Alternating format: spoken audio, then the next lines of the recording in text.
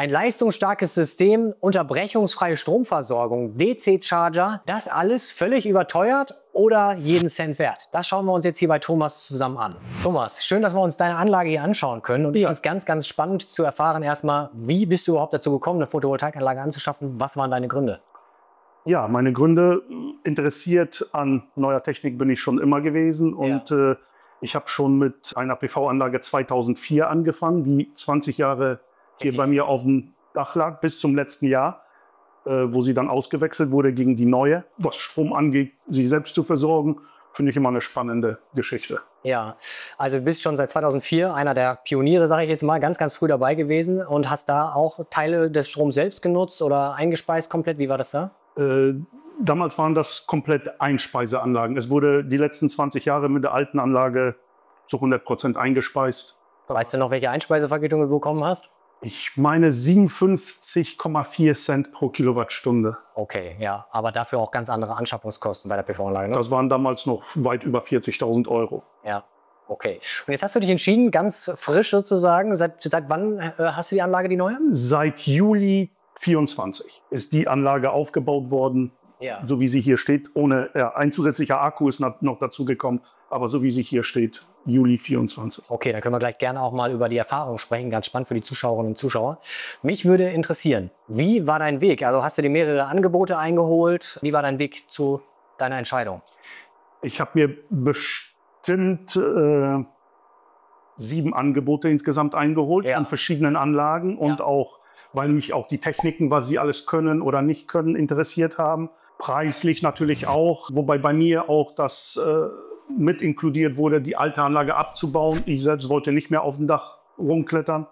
Und ja, so sind wir nach den 7 Angeboten, bin ich dann am Ende bei Firma Modemann gelandet. Und wie kamst du dann auf die Firma SiC Energy? Also wahrscheinlich 7 Angebote auch mit unterschiedlichen Systemen. Das ist das, was ich ganz oft habe jedenfalls, dass man dann Angebote vorliegen hat von zig verschiedenen Herstellern auch und sich dann irgendwie entscheiden muss. Was waren deine Beweggründe, dich zu entscheiden für SiC Energy? Ja, ich hatte 2 Sachen, die mich interessiert haben. Einmal waren es die Mikrowechselrichter von Enphase. Da war ich am Überlegen, das ganze Dach damit auszustatten, weil ich manchmal bei der alten Anlage sehen konnte, bei leichter Bewölkung, wie wenig produziert wurde. Aber dann hat mich eigentlich ja, die systemseitige, also mit KI, mit allem, was ich damit machen kann, mit DC-Wallbox, mit AC-Wallbox, alles, was SiC Energy aus einem System liefert, das hat mich dann am Ende überzeugt. Alles, womit ich dann mein Haus betreiben kann. Ja. Auch mit ausschlaggebend auch das Gateway mit der Umschaltung bei Stromausfall, so dass man das im Haus eigentlich gar nicht merkt. Ja, okay, also das war auch ein Punkt bei dir, wenn schon PV-Anlage, dann möchte ich auch abgesichert sein? Ja, auf jeden Fall. Ja. Okay, weil ich das ganz oft in meinen Beratungen auch habe, dass da Leute sagen, ja, ist mir jetzt gar nicht so wichtig, dann erkläre ich denen, dass die PV-Anlage ohne Gateway und ohne Speicher halt dann aus ist bei Netzausfall. Und dann sagen sie oft so, ah ja, okay, nee, dann wäre es doch auch ganz nett. Und dann fallen ein paar Systeme schon wieder raus. Ne? Du hast dich jetzt also dafür entschieden, weil das Gateway da ist. Können wir das nachher auch mal zeigen? Ja, auf jeden Fall. Also wie es funktioniert dann auch, die Ausstattung? Ja, können wir meinen. Super. Für mich ausschlaggebend dabei war auch, ich hatte mal einen Vorfall, wir haben einen Kaminofen, der mit Wasser beschickt ist, geht mit in den Heizspeicher. Und wir hatten mal 3 Stunden Stromausfall. Dadurch funktionieren aber auch die Zirkulationspumpen nicht mehr. Und im Ofen im Wohnzimmer hat dann notgekühlt. Ist überhitzt. Ist überhitzt. Und dann dachte ich schon, wenn ich schon Geld in sowas investiere, dann möchte ich davor auch noch gesichert sein. Ja. Thema Wirtschaftlichkeit finde ich ganz, ganz spannend auch immer. Lass uns da gerne auch gleich nochmal drauf kommen. Also erstens, wie wichtig war dir das bei der Entscheidung auch für das System? Preis-Leistungs-Verhältnis und was hast du am Ende bezahlt? Das können wir gerne gleich nochmal machen. Mich würde jetzt interessieren, für was hast du dich entschieden? Also SiC Energy offensichtlich sehen wir, aber was hast du hier für einen Wechselrichter? Wie viele Module hast du auf dem Dach? Welche hast du da genommen und wie viel Kapazität? Ja, also fangen wir bei Modulen auf dem Dach an. Ich habe Eiko-Module von der Firma Modemann angeboten bekommen. Für die habe ich mich dann auch entschieden. Insgesamt sind es 16 kW Peak, aufgeteilt auf 2 Flächen. Die Mehrheit natürlich nach Südosten. Und ein paar Module, ich glaube 9 Stück sind es jetzt nach Nordwesten, um das so ein bisschen auch noch abends mitzunehmen. Diese Aufteilung habe ich dann gewählt. Dann haben wir hier einen TP17, also 17 kW Wechselrichter. Ja. Der DC-Lader, der ist gleich hier drunter und dann eben 3 A8 kW Module Batterien. Also insgesamt 24 Kilowattstunden Speicherkapazität mit dem 17 kW Wechselrichter. Also wirklich Leistung auch. Ja. Würde mich mal interessieren, du hast gerade schon gesagt, du hast nachgerüstet. Also bist erst mit 16 Kilowattstunden gestartet und hast jetzt nochmal 8 Kilowattstunden dazu gekauft. Genau, ich habe ja so ein bisschen die Erfahrung über den ersten Winter sammeln können. Und habe dann gesehen, wenn ich mein Haus, ich habe ja auch Klimaanlagen im Haus verbaut, wenn ich die Heizung dann manchmal zusätzlich anstelle, dass es dann doch im Winter sehr knapp wurde. Und dann haben wir uns entschieden, noch einen dritten Akku dazu zu holen, um auf jeden Fall sicher zu sein. Und dazu habe ich ja auch dann einen anderen Stromtarif gewählt, der mir etwas günstigeren Strom in der Zeit zwischen 0 und 5 Uhr gibt, sodass ich damit das auch viel besser überbrücken kann. Also das Ziel ist, dynamische Stromtarife dann auch zu nutzen, den Speicher gezielt aus dem Netz aufzuladen zu günstigen Tarifen? Im Winter definitiv, im Sommer wird es eigentlich nicht gebraucht, dafür bringt die Anlage genug, aber im Winter definitiv, ja. Okay, ja, super. Also das ist auch eine wichtige Sache zu wissen, das hat Sick Energy mit drin, quasi, ne? Einbindung von dynamischen Stromtarifen, Wetterprognosen, die Erweiterbarkeit, weil das ist ja modular aufgebaut, haben wir schon drüber gesprochen, 8, 16, 24, 3 Module. Das vierte, vielleicht um das nochmal klar zu machen, ist ja der DC-Charger, den du auch angesprochen hast. Ne? Da geht das Kabel hier raus, man sieht es neben dir. Also du hast das Gerät innen installiert, obwohl man es auch draußen installieren könnte. Warum hast du es drinnen installiert? Ja, ich habe schon seit knapp 2 Jahren Elektrofahrzeug, hatte ich vorher nicht, aber seit 2 Jahren habe ich ein Elektrofahrzeug. Und wenn man als E-Fahrer merkt, wie stark auch die Leistung eben im Winter abnimmt, wollte ich die Batterien nicht unbedingt draußen aufbauen lassen. Und zweitens, rein optisch vor dem Haus sowas stehen zu haben, hat mir meine Frau auch nicht gerade zugebilligt. Okay, ja. Ja gut, ist ja auch ein sehr individuelles Ding, ne? Und wenn man da keine Lust drauf hat, optisch ist das voll in Ordnung. Das kann ja jeder frei entscheiden. Das Wichtige ist aber, finde ich, einfach nochmal zu sagen, ihr könnt es draußen installieren, ne? Also das wurde dir sicherlich auch gesagt. Ja, definitiv. Also von den Wetterbedingungen her gar kein Thema. Es ist absolut für draußen gebaut. Und da sind ja sogar Heizflächen oder Heizmodule sozusagen drin verbaut, die das System auf Temperatur halten, damit es bei Minustemperatur nicht irgendwie mit B- und Entladeproblemen zu tun hat. Ne? Ja. Aber das ist natürlich klar, hier drin fühlt es sich auch wunderbar wohl. Also.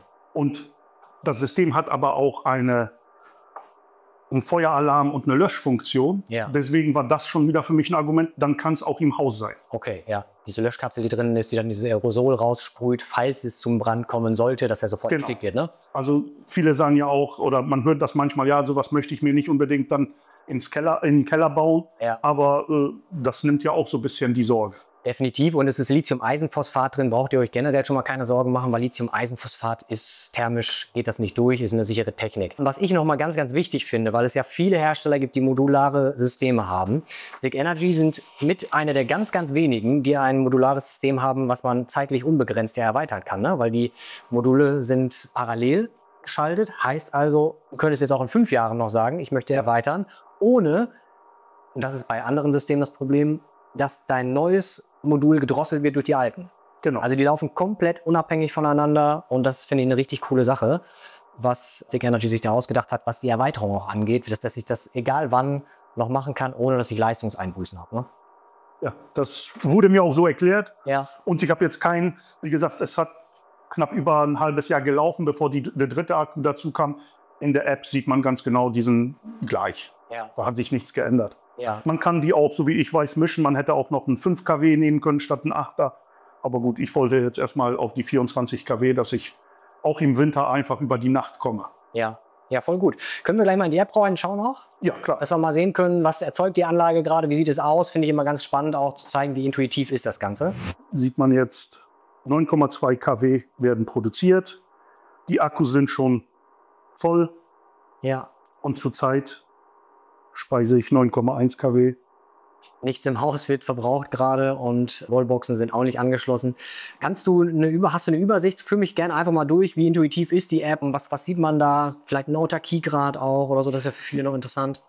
Ja, da kann man einmal zwischen Anzeige Tag, Woche, Monat oder Jahr oder Lebenszeit. Da sieht man ja, wie viel heute produziert wurde. Ja, schon 51,65 Kilowattstunden. Wahnsinn, ja.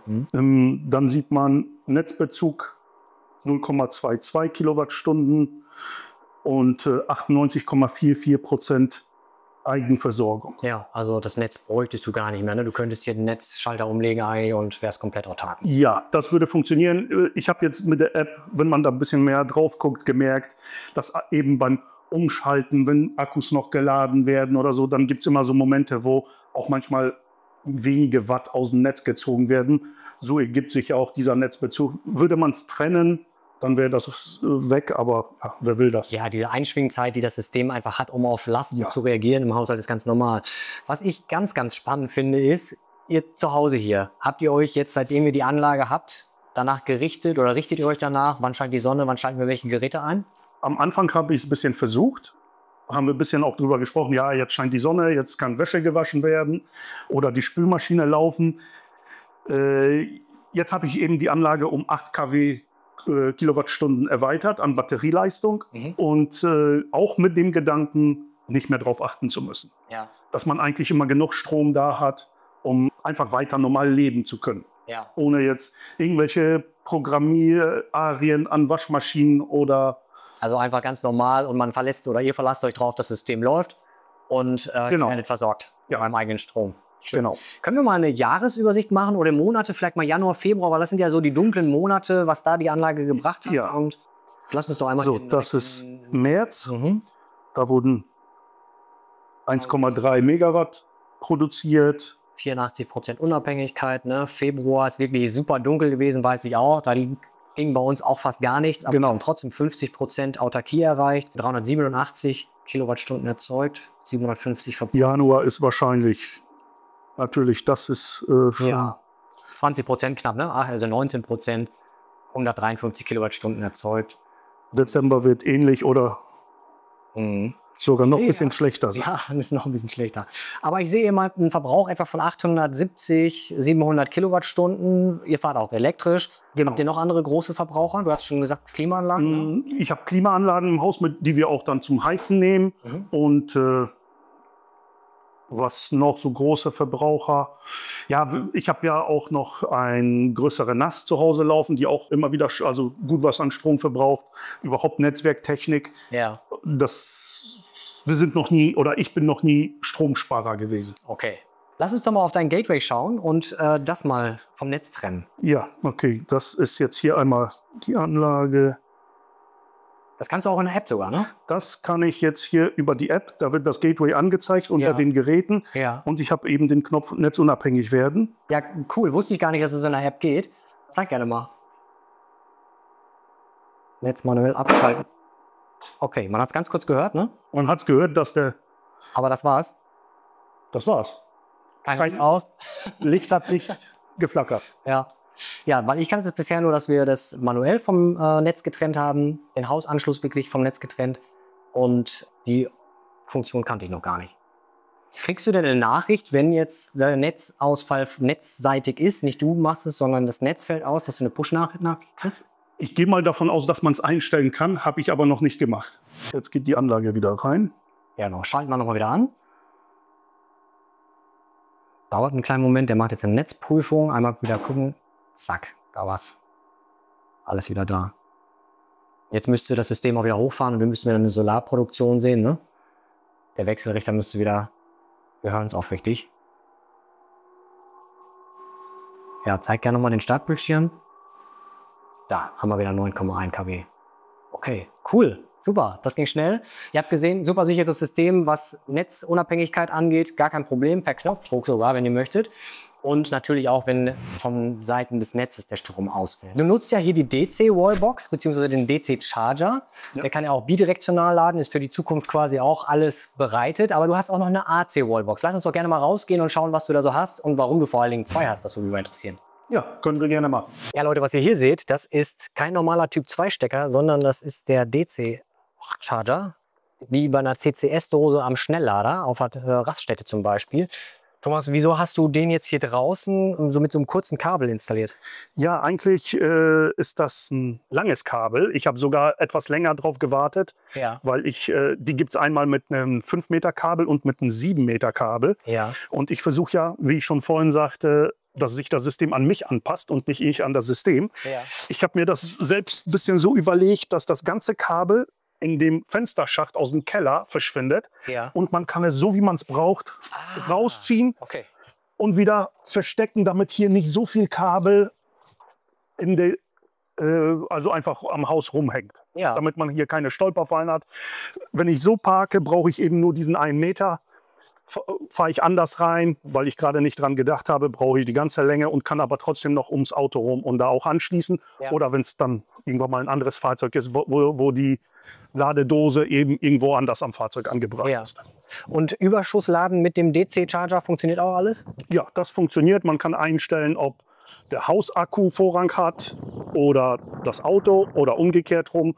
Kann man einstellen, wie man möchte. Ja, okay. Und dann wird also priorisiert in der App.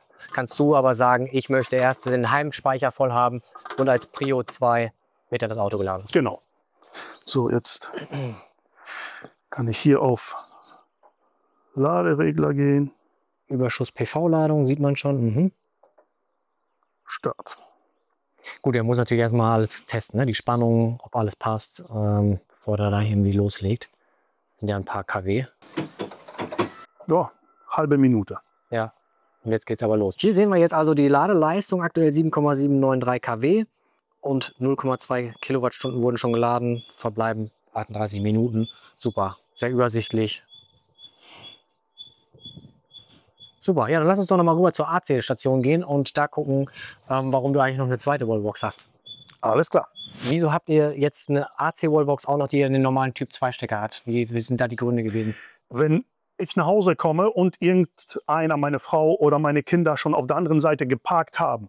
Ja. Ich möchte aber einfach parken und gleich anschließen, dass es dann laden kann. Ja, ohne dass irgendwer noch wieder rauskommen muss, umparken. Genau, deswegen wollte ich eigentlich auf beiden Seiten des Hauses, vielleicht kommt ja auch noch mal irgendwann mal ein zweites Elektroauto, dann ist es sowieso gut. Ja. Und mit der AC-Wallbox konnte man auch die Entfernung eben von der Anlage auf der anderen Seite im Keller hier rüber mit dem Kabel realisieren. Bei der DC-Wallbox geht das leider nicht, da ist die Kabellänge auf maximal 7 Meter begrenzt. Ja, okay, also ganz pragmatische Lösung, dann sozusagen hier auf der Seite die AC und dort, wo der Kabelweg kurz ist, die DC. Genau. Ja, cool. Vielen Dank. Das war Lass die uns Idee mal in den Keller gehen. Thomas, wir haben jetzt über so vieles gesprochen, über dein System, wir haben über die Wallboxen gesprochen. Was hast du denn bezahlt für das gesamte System?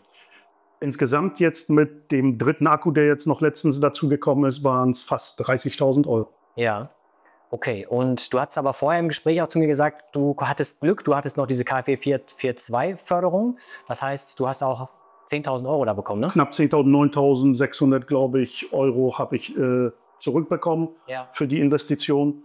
Somit war das für mich schon eine lohnende Geschichte. Ja, und finde ich ganz, ganz interessant aus der Kundenperspektive.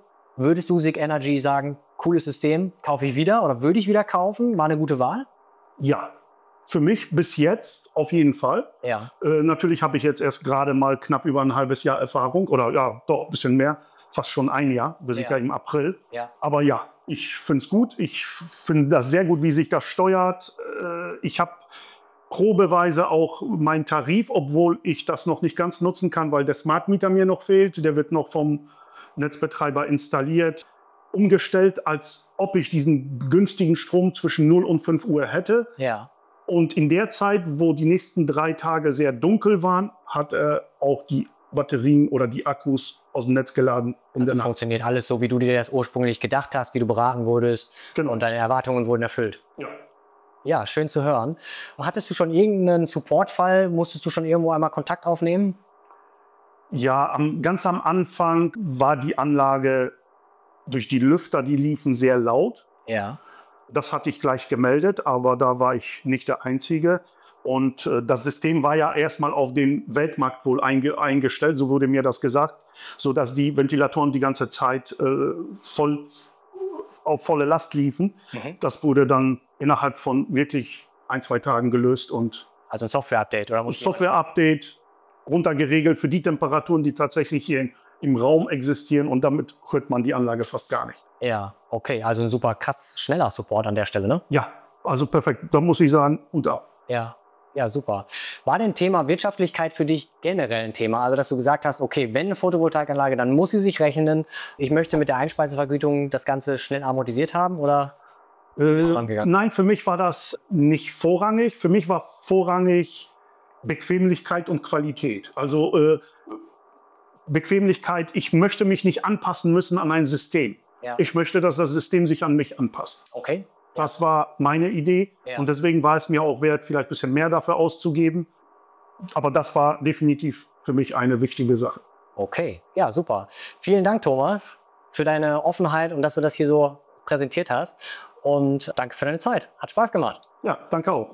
Ja, wie ihr gehört habt, Thomas ist super zufrieden mit seinem SICK Energy System. Und wenn ihr selbst auch sagt, hey, das finde ich klasse, da möchte ich ein Angebot für haben, dann findet ihr hier unten unter dem Video weiterführende Links zu SICK Energy und auch zu meinem Netzwerk, um unverbindliche und faire Angebote für ein SICK Energy System anzufragen. Nutzt das gerne und dann viel Erfolg auf eurem Weg zur Photovoltaikanlage.